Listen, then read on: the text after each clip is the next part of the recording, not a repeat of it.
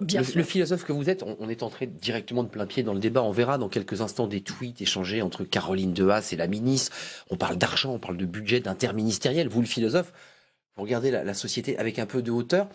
Il faut qu'on s'interroge sur nos propres pratiques. Est-ce que c'est ça, finalement, l'enjeu, au-delà du débat du combat d'association? Est-ce que c'est finalement ça, le fondement même de la révolution qu'on traverse? Dans l'idéal, ce serait ça. Dans les faits, les hommes n'ont aucun intérêt à s'interroger sur leurs propres pratiques. Concrètement, ils ont les leviers de pouvoir, ils ont la possibilité de décider, ils peuvent être machistes, y compris à l'hôpital, à la Silicon Valley.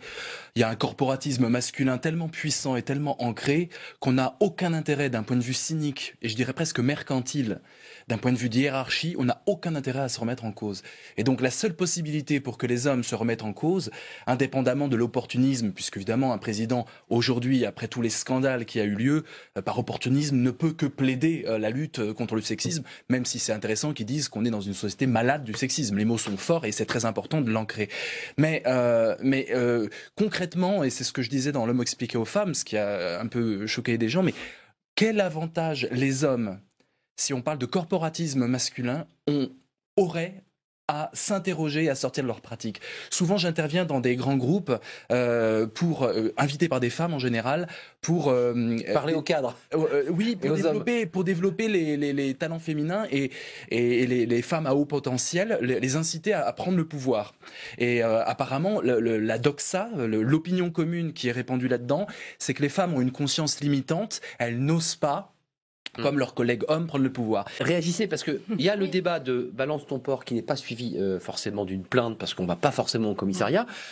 C'est quoi? C'est nous qui changeons, nous les hommes, puisqu'on parle des hommes, ou est-ce que c'est la loi qui va imposer aux hommes des règles plus claires, plus simples, et qu'on clarifie notre relation? Parce que c'est ça le débat. Ce n'est pas que la loi, parce que la loi, depuis, allez, on va dire une trentaine d'années, elle est quand même en faveur de l'égalité, et plus ça va, plus on a des lois qui poussent à l'égalité, qui interdisent des violences, qui ont rétabli une égalité dans la famille, qui ont instauré la parité en politique, qui encouragent vraiment l'égalité. Mais concrètement, l'application n'est pas forcément au rendez-vous, parce que je vous rejoins, que les mentalités ne sont pas encore tout à fait prêtes. Et que quand vous dites, donc il y a du cynisme, vous corroborez cette idée que les hommes ont le pouvoir. Vous Mais vous ne rejoins croyez pas que ça a aussi, changé, là? Que là, tout d'un coup, justement avec on est en train. Là, il y a une mutation. Il faut faire monter la mayonnaise. Il se passe quelque chose, bien entendu. Politique. Juste une question. Est-ce que vous avez l'impression, comme le disait tout à l'heure l'avocate qui est sur ce plateau, qu'on assiste à un tournant historique, à une lame de fond qui fait qu'on est en train de basculer dans un autre univers, une autre manière de penser notre rapport aux femmes et aux hommes? Arrière, en tout cas, Alors pour le coup, je ne serais pas si optimiste. Je crois que c'est très important que la parole se libère. Je crois effectivement que Balance ton porc et tous ces scandales, pour la jeune génération des hommes qui n'ont pas encore le pouvoir, qui ont 25 ans, ça va ringardiser le machisme, et ça c'est très important.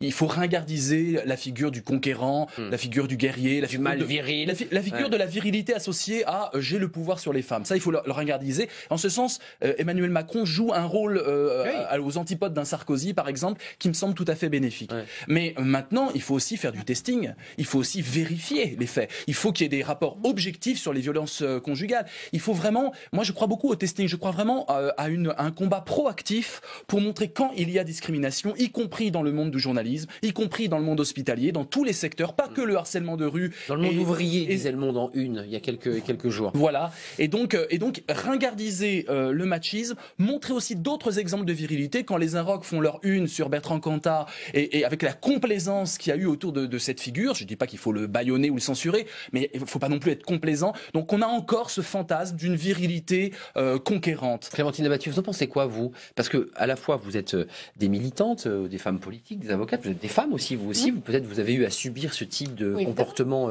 fatigant, éprouvant. Comment on distingue une drague lourde, parce qu'on a entendu drague lourde, d'un comportement qui vous semble inapproprié? C'est du ressenti, c'est le choix des mots qui est employé, c'est de la vulgarité, de la vulgarité, de l'insistance. celui qui vous reproche de ne pas le remercier de vous avoir dit que vous aviez de belles fesses, enfin voilà, dans la rue, alors que vous le connaissez ni d'eux Et ni d'avant. vous, l'avocate et la citoyenne, vous dites, il faudrait que des policiers soient là parfois pour mettre un PV de 50, 60 euros pour que cette personne se calme. Enfin, Oui, pourquoi excusez-moi, pas, pour mais être concret. effectivement, ça marque un interdit, ça met un symbole. Mais moi, concrètement, ça m'est arrivé un nombre de fois que je ne compte même plus. Et il n'y avait jamais un officier de police ou un agent de police dans la rue.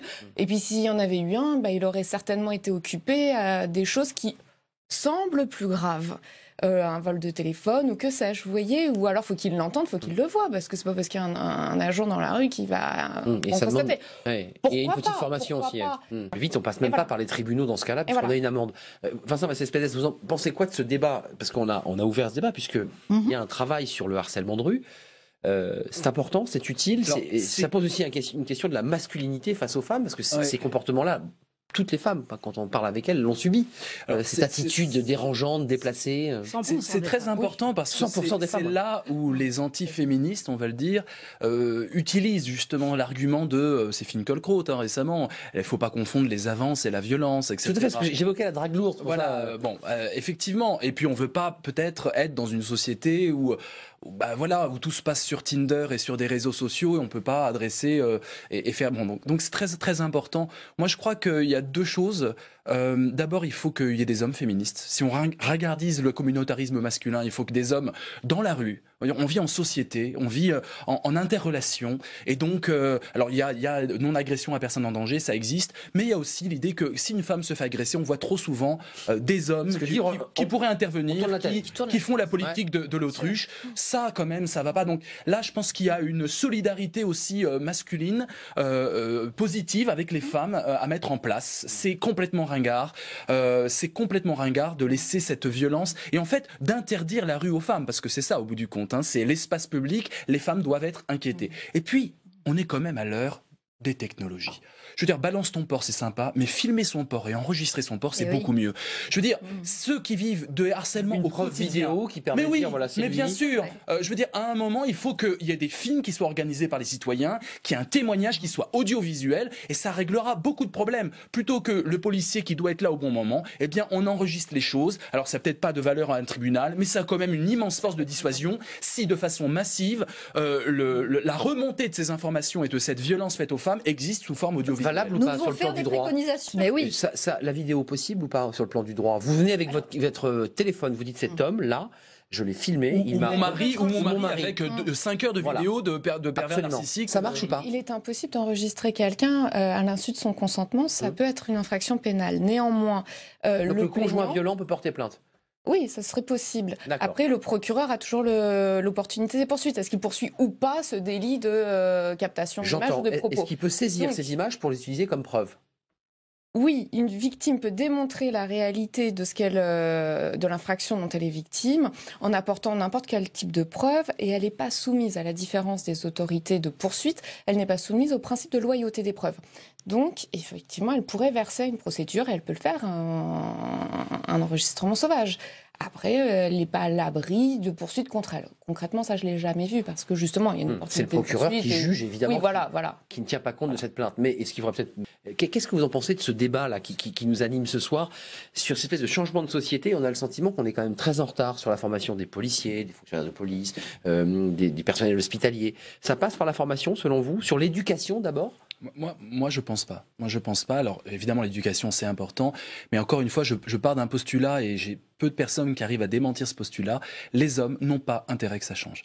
Et c'est des leviers de changement. C'est effrayant ce que vous dites. Oui, c'est pas effrayant parce que ça veut dire que les recours ne vont peut-être être moins du côté du juridique, même s'il le faut, que du côté de la colère. Moi, je crois à la colère citoyenne. Je crois à une révolution des consciences citoyennes. Je crois que les femmes peuvent être très en colère au-delà d'un hashtag. Je crois que les hommes peuvent être en colère contre les abrutis d'autres hommes qui font subir ces atrocités, notamment dans les familles. Je crois qu'on peut être en colère par rapport au modèle qu'on nous donne à manger dans le sport. Pourquoi le sport fait partie des journaux télévisés? Ça n'intéresse quasiment que les hommes. Pourquoi on aurait ces pages réservées de tiens, les hommes, on vous réserve une petite niche comme ça. Il y a des femmes qui aiment le sport. Hein. Oui, mon œil, j'attends de voir les vrais sondages de ça. Le foot, tout ça, c'est très masculin. Il y a de plus en plus de femmes qui font du foot et c'est se donner acte de les réaliser. Il y a la passion d'Élise Fagellès. Il faut financer, on attend. Vous voyez qu'on revient toujours sur le budget. La philosophie Donald Trump, c'est l'incarnation du prédateur animateurs c'est télé, de la exactement ce que réussite, je vous de dis. l'argent. C'est-à-dire que les hommes n'ont pas intérêt à changer. Plus ils sont à tous les postes de pouvoir. Dans le journalisme, c'est eux. Il y a 10% de femmes dans les postes de décision dans toutes les entreprises à très haut niveau. Donc quel intérêt ont les hommes? Le seul intérêt qu'on peut dire, c'est pas aux hommes de plus de 40-50 ans qui ont le pouvoir, qui ont le machisme parfois. C'est aux hommes de 25 ans qui ont vu oser la jeunesse, donc. Oser la jeunesse. Eh oui, c'est moi, je ne crois pas du tout à changer une génération de celle-là, quinquagénaires. Elle est sacrifiée. Voilà, je crois vraiment. Et il faut se défendre contre elle. Je crois qu'il faut se défendre contre elle. Mais par contre, les jeunes de 25 ans, leur dire si tu continues à suivre la voie du machisme, tu finiras abruti comme Trump, ou tu finiras abruti comme tous ces mecs qui se croient forts en humiliant les femmes et en les soumettant. C'est pas ça le sens de la vie. Et je crois qu'il y a un discours vraiment existentialiste à dire à ces jeunes en disant le féminisme, l'égalité des droits, c'est un combat, c'est ton combat aussi. Tu es responsable de ça. Donc moi, je crois beaucoup à la nouvelle génération qui sera peut-être un peu moins sexiste. Clémentine Abattara, juste un sens espèce sur la masculinité, puisque c'était le thème de votre livre en 2010, qui était un thème très global sur ce rapport. Est-ce que ce que nous dit Laura, et qui a l'air d'effrayer nos invités, mais qu'est-ce que dit Laura? Est-ce que ça bouleverse aussi, en dehors de ceux qui sont des prédateurs, des agresseurs, des violeurs, les hommes dont nous parle Laura, et ça bouleverse leur masculinité, leur façon d'aborder les femmes? Ça, c'est une thèse. Mon livre, je l'avais écrit en réponse à... Moi, je vois des yeux levés, mais enfin, je l'avais écrit en réponse à Éric Zemmour, qui avait cette thèse, ce que j'appelle les choupinets. Les pauvres hommes sont déboussolés, ils ne savent plus quoi faire, ils n'osent plus. Pour moi, c'est une mascarade. Les hommes qui n'ont pas à être inquiétés, qui sont suffisamment bien avec les femmes, mais ne se sentent pas visés, etc. Donc, bien sûr, à la vague, balance ton port, il y aura une contre-offensive et elle va naître sur ce terrain-là. Je dis pas que votre auditrice est dans ce mouvement-là, mais elle va arriver, cette vague. Elle va être très violente. Une vague de réaction des masculinistes, entre guillemets. Elle aura lieu, je vous le dis, et ça va être très très violent. Les hommes ont le pouvoir, ne sous-estimons pas ça, et ils ont un pouvoir extrême sur les destins, les carrières, et même, je dirais, l'information. Donc il faut que la société, face aux violences, fasse plutôt corps, et qu'on comprenne qu'on peut être bien dans sa peau d'homme et être complètement humaniste, tout simplement, même pas féministe, humaniste, et vouloir que les choses s'améliorent. On parle vraiment d'égalité des droits. Sur le plateau, Vincent, casse féministe, vous considérez vous aussi dans une espèce de combat très... Mais comment ne pas être féministe? Mais comment ne pas être féministe? Moi, je suis antiraciste. Comment ne pas être antiraciste? Voilà, tout simplement. Alors, Zemmour et compagnie disent c'est la bien-pensance, mais c'est pas la bien-pensance, c'est l'humanisme, à mon avis, nécessaire pour que le vivre ensemble soit tolérant. Sinon, c'est l'excitation de la guerre et on retombe dans les travers de l'exclusion de l'autre, tout simplement.